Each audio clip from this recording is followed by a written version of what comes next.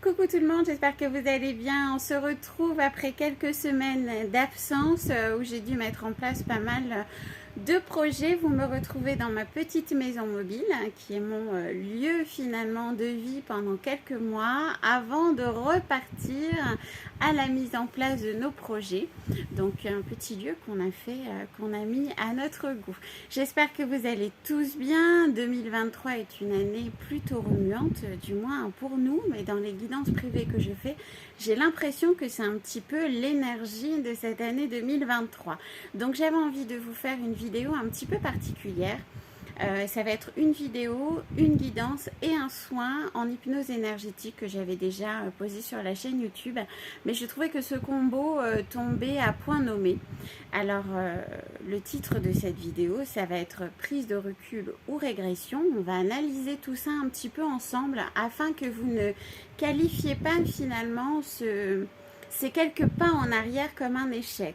On va en venir de manière plus détaillée dans quelques minutes.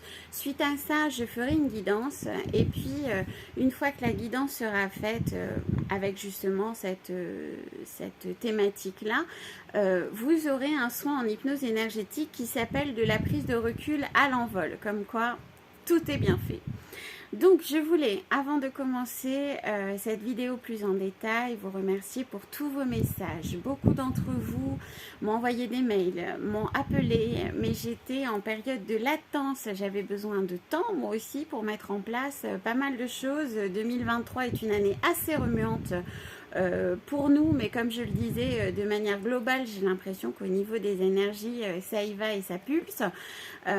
Donc j'avais besoin de temps pour mettre en place ces projets-là. Il y a toujours des choses qui se passent qu'on n'avait pas prévues. Eh bien, il faut pouvoir agir en conséquence.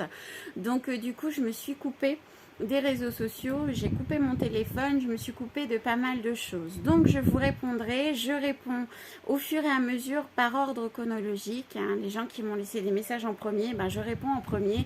Si jamais vous n'avez pas de réponse de ma part dans le courant du mois de juin, je vous invite à me réenvoyer un message ou me rappeler parce que peut-être que je suis passée à côté de votre message. C'est possible, ça a été un petit peu l'affluence durant ce mois.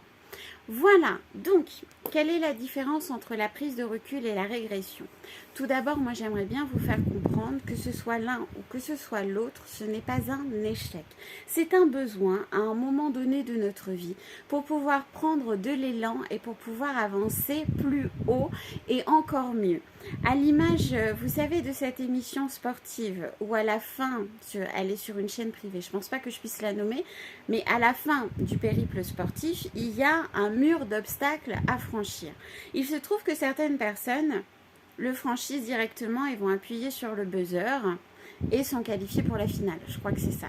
Mais d'autres vont vont prendre un petit élan, n'atteindront pas le haut de ce mur d'obstacles, vont redescendre, vont prendre davantage d'élan et puis vont pouvoir appuyer sur le buzzer et se qualifier pour la finale. Et bien en fait c'est ça, c'est exactement ça dans la vie.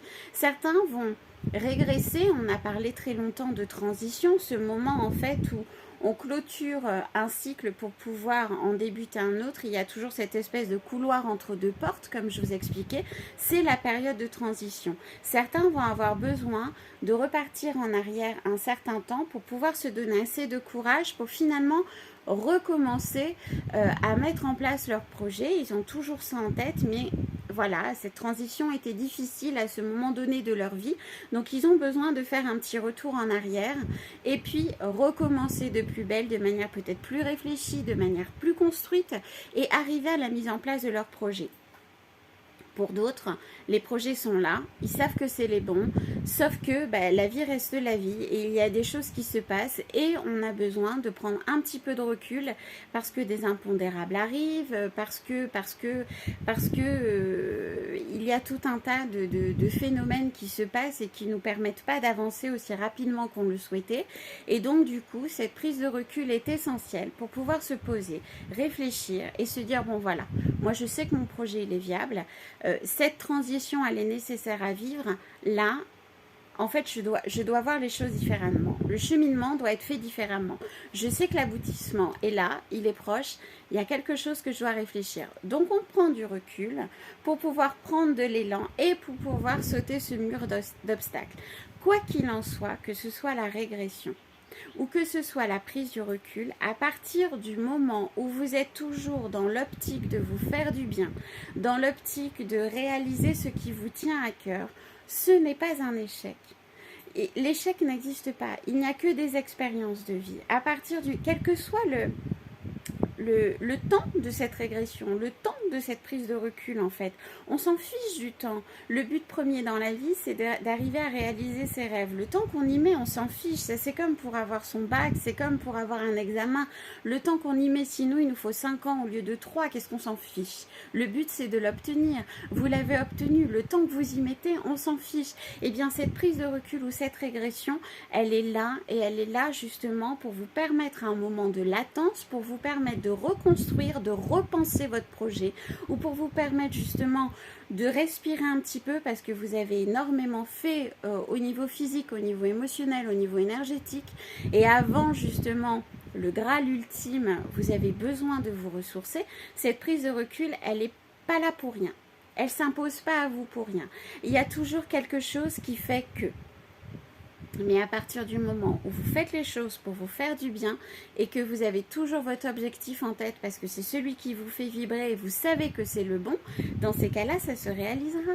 Donc ne vous inquiétez pas, il n'y a pas de culpabilité à avoir, il y a juste une prise d'élan à prendre. On se pose et puis on reprend des forces et exactement comme cette émission, on prend davantage d'élan et on saute ce mur d'obstacles, on appuie sur le buzzer. L'échec n'existe pas. Il n'y a que des expériences de vie. Si jamais vous avez besoin de revenir en arrière parce que finalement vous sentez que ce projet que vous aviez ne fonctionne pas, il y a quelque chose qui ne va pas. D'accord, et bien ça c'est pas grave non plus. Vous revenez un petit peu en arrière, vous reconstruisez les choses. Alors qu'est-ce qui me plaisait dans ce projet? Qu'est-ce qui est faisable? Qu'est-ce qui n'est pas faisable? Vous avez quelque chose à repenser, vous avez quelque chose à recalculer, vous avez quelque chose à remettre en ordre. Ce n'est pas un échec, loin de là. Et pour ça, vous avez besoin de vous retrouver ou dans votre cocon, ou dans quelque chose, dans un endroit, ou dans quelque chose que vous connaissiez, ou autour de gens qui vous assurent une certaine sécurité, une certaine bienveillance, une certaine osmose. Ça peut être un lieu, ça peut être... Qu'importe. Mais quoi qu'il en soit, en fait, c'est un moment où vous allez être reclus pour mieux repartir. Donc, il n'y a pas d'échec. L'échec n'existe pas. Voilà, je crois que ça, c'est important que vous le compreniez parce que très souvent, j'ai des gens qui reviennent me voir en me disant « Mais Nelly, j'avançais bien hein. Et là, en fait, j'ai l'impression que je retourne en arrière. » Mais parfois, c'est un besoin comme un enfant qui va commencer à marcher sur ses deux jambes, un nouveau bipède dans ce monde et qui tout d'un coup, il va sentir quelque chose qui lui fait peur, il va repartir aux quatre pattes. Est-ce que cet enfant ne marchera plus? Bien sûr que si, il remarchera. Mais pour l'instant, quelque chose fait qu'il a besoin de faire cette chose-là à quatre pattes. Ça peut être, je sais pas, moi, descendre les escaliers. C'est quelque chose qui lui fait peur de le faire debout. Donc, il va le faire à quatre pattes. Il va s'accommoder de ça. Il va pas se poser 50 000 questions.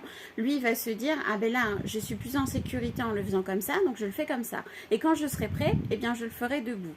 Et c'est exactement pareil pour vous. À une échelle différente, puisque vous avez des projets différents, puisque maintenant vous êtes un adulte, parce que vous êtes maître de votre vie, vous êtes responsable de votre vie. Donc voilà, prenez ce temps-là comme un temps de latence, une espèce de prise d'élan pour pouvoir accéder à ce mur d'obstacles. Pas le contourner, le franchir pour pouvoir appuyer sur ce buzzer, parce que derrière ce mur-là, il y a tout ce que vous souhaitez. Donc ça vaut le coup de prendre de l'élan. Et qui vous a dit que vous deviez le faire du premier coup? Ça, ce sont des pensées, des croyances limitantes. La vie bouge, les énergies bougent, le monde bouge. On est obligé de s'adapter à ce mouvement perpétuel. Il y a des choses qui étaient faisables il y a 6 mois qui ne le sont plus maintenant. Ce qui n'était pas faisable il y a 6 mois va l'être maintenant. À vous de vous poser, de réfléchir aux opportunités. Si c'est un projet qui vous fait vibrer, c'est que c'est celui-là. Il faut le faire. C'est comme ça. Voilà. J'espère vous avoir éclairé. Je vous fais de très très gros bisous et je vous retrouve pour la guidance. Gros bisous.